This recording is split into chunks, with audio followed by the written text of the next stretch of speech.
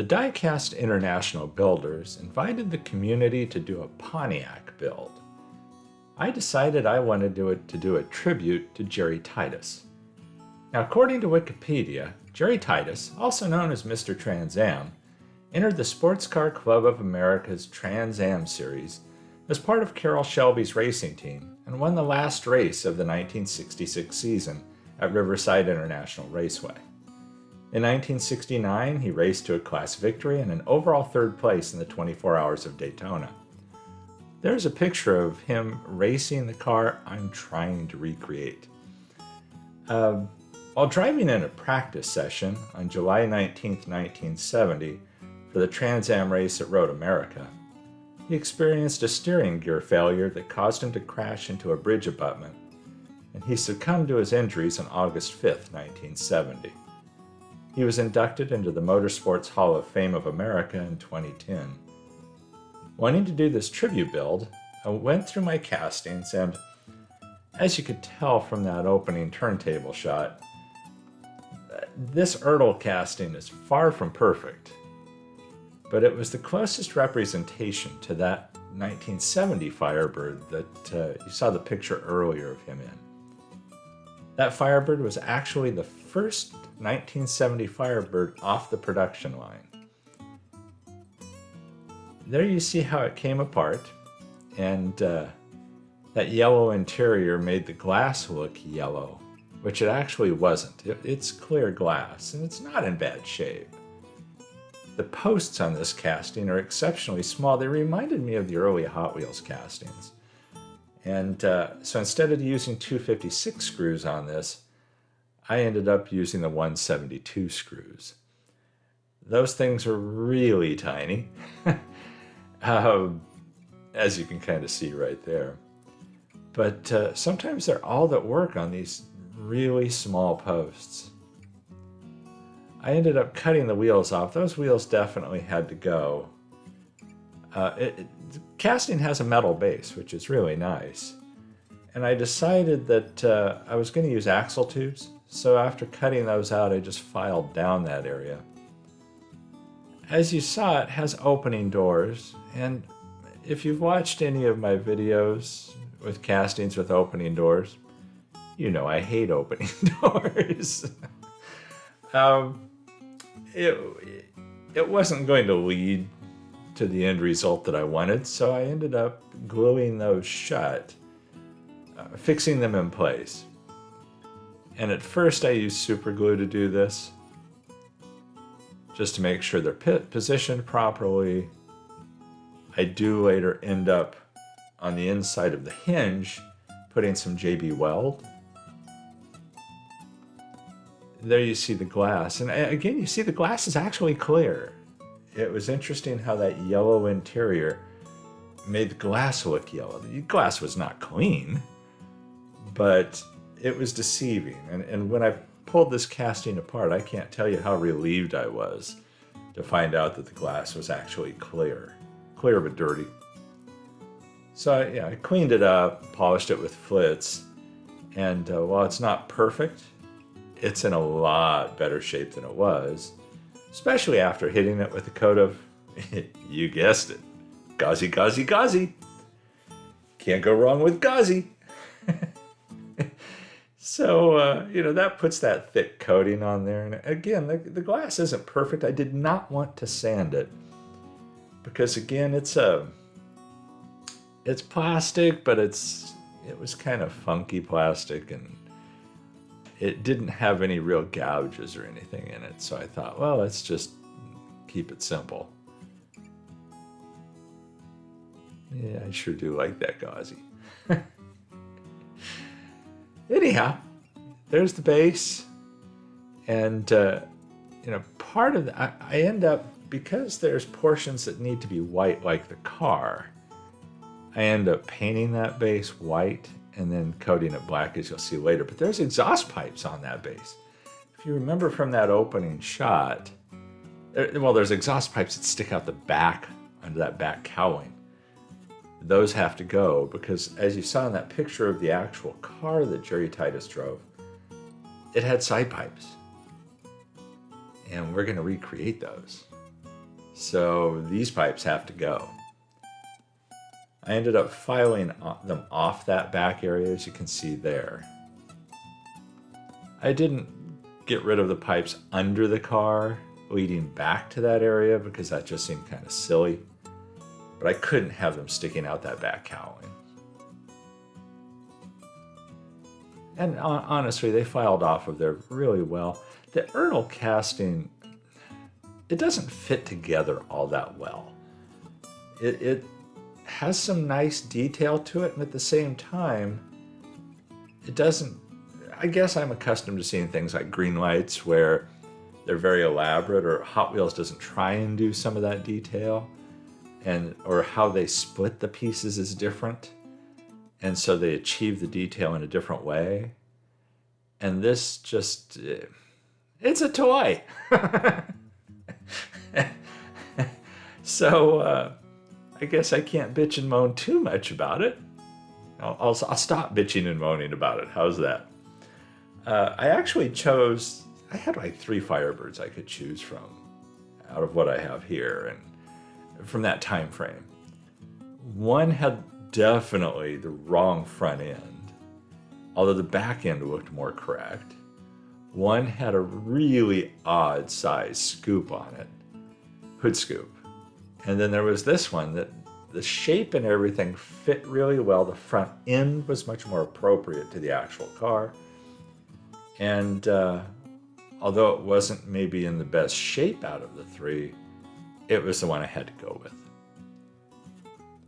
So here you see me busting out my old buddy JB Weld, and I know I mentioned earlier how I used it to reinforce the seal on the doors to keep them shut, but what I also did was, because those were opening doors, they had a cavern around them. So what I end up doing is I fill in the gaps with JB Weld, but I still want the door seam. So there you see what I do. After mixing it up and dropping it into those grooves, I just wipe it off. And yeah, you probably shouldn't use your finger to do this stuff, and I'm sure there's some kind of chemical warning on there where I'm going to get burned or something to that effect. So don't do that at home. But damn, it worked out perfectly. So I mentioned before I use axle tubes on this. What I like to do with axle tubes is get out this Bondic pin, the resin pin, drop the axle tubes in, use a UV light to cure it, and then just double check the stance, make sure everything works the way I want it. And then I reinforce how that's held down with JB Weld later on. But the nice thing about this resin pin in this kind of situation is, if you don't like where those axle tubes are, you can pop them off of there really easily. So that's basically for a check, just to make sure everything's going together the way I want it. Stance is right, that everything's working out. And I think here you see me do the JB Weld to reinforce not only the axle tubes in place, and trust me, after you throw JB Weld on there, those axle tubes are not going anywhere. But what I also do is the headlight areas on this Firebird, or on the actual Firebird that he was racing, had covers over them.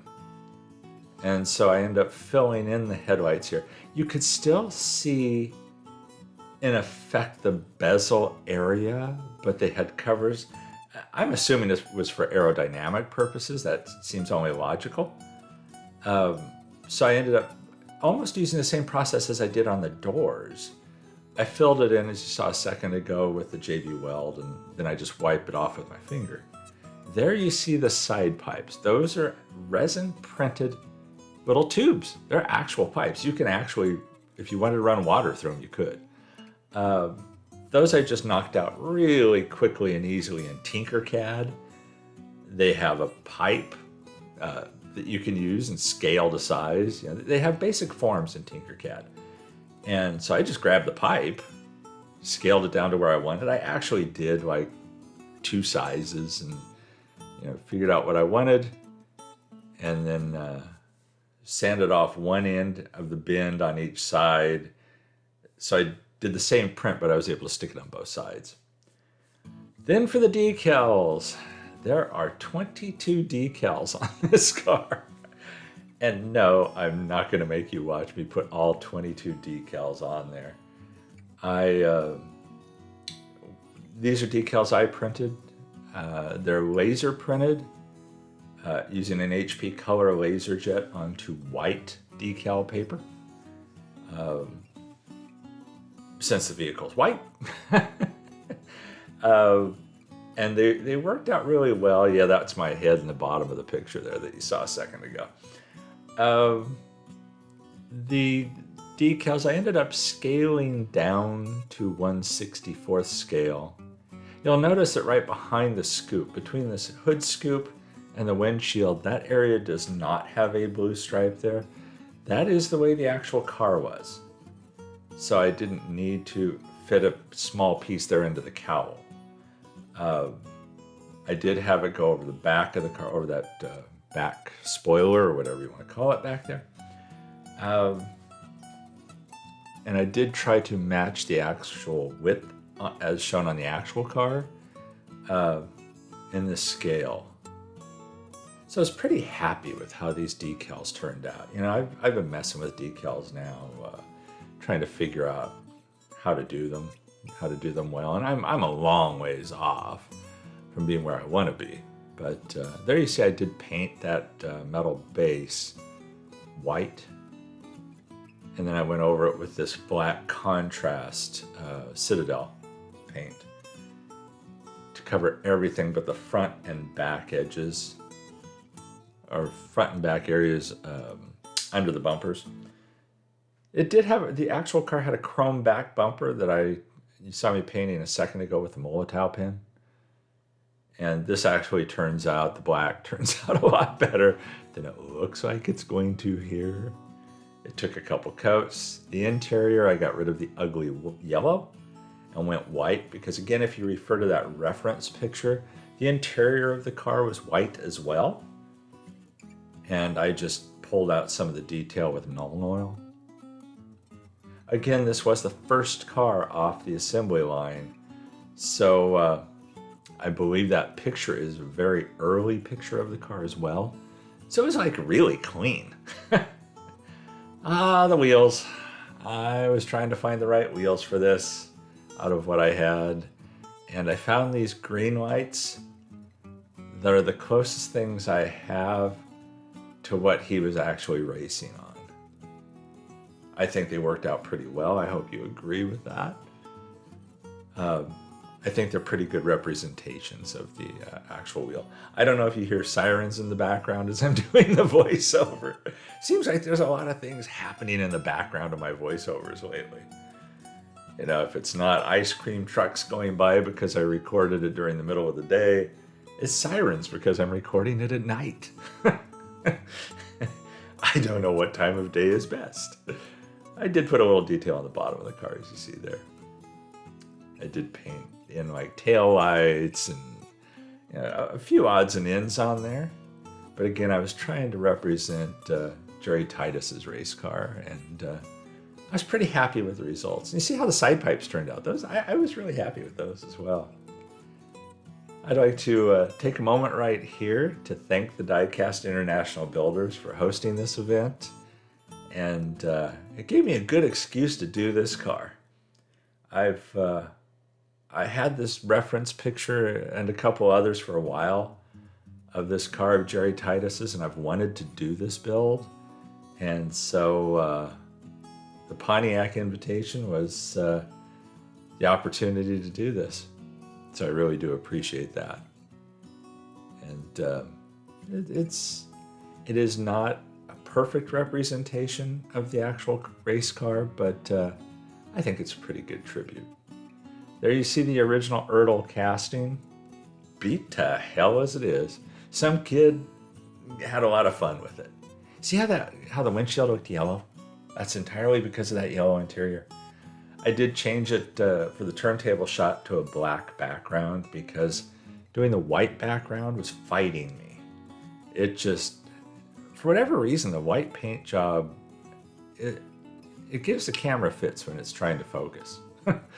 It gives me fits too. So ended up doing that, and you'll see some glamour shots coming up. So again, this was rattle can painted. I forgot to mention that earlier, with Duplicolor gloss white acrylic lacquer. And then I went over that with Tester's Wet Look Clear Extreme Lacquer. So there you have it. I hope you've enjoyed this build. I had a lot of fun doing it. And I hope it's a fairly good representation of the actual car. Thanks to my Patreon members for all of their support. Everybody stay safe and healthy out there. And I'll catch you in the next one.